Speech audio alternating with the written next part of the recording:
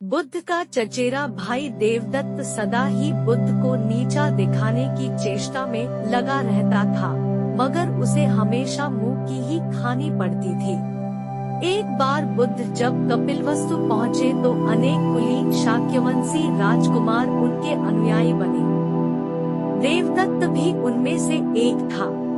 कुछ समय पश्चात देवदत्त ने भी कुछ जादुई शक्तियां प्राप्त की और एक बार उनका प्रदर्शन मगध के भावी सम्राट अजातशत्रु के समक्ष किया। वहाँ वह एक शिशु के रूप में प्रकट हुआ जिसने सांप की मेखला बांधी हुई थी। तभी से अजातशत्रु उसे परम आदर की दृष्टि से देखा करता था।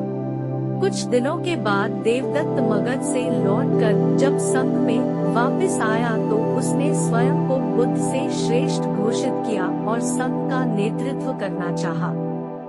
भिक्षुओं को बुद्ध से विमुख करने के लिए उसने यह कहा है कि बुद्ध तो बूढ़े हो चुके थे और सठिया गए हैं। किंतु भिक्षुओं ने जब उसकी कोई बात नहीं सुनी तो वह बुद्ध और संघ दोनों से द्वेष रखने लगा।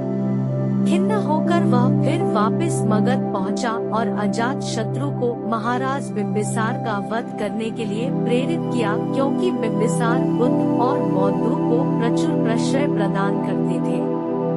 प्रारंभिक दौर में बिम्बिसार को मरवाने की उसकी योजना सफल नहीं हुई।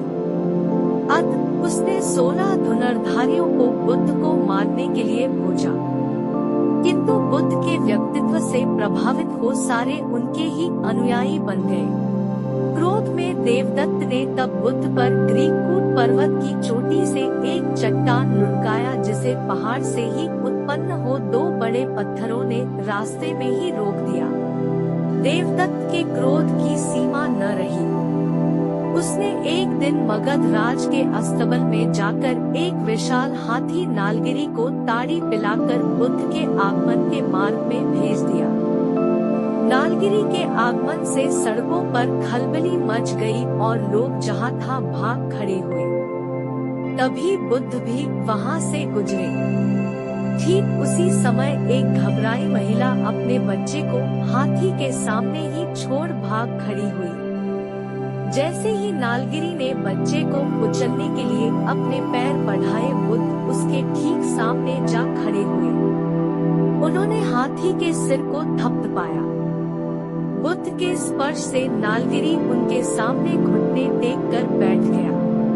नालगिरी हाथी की इस घटना से देवदत्त मगध में बहुत अप्रिय हुआ और उसे तत्काल ही नगर छोड़कर भागना पड़ा।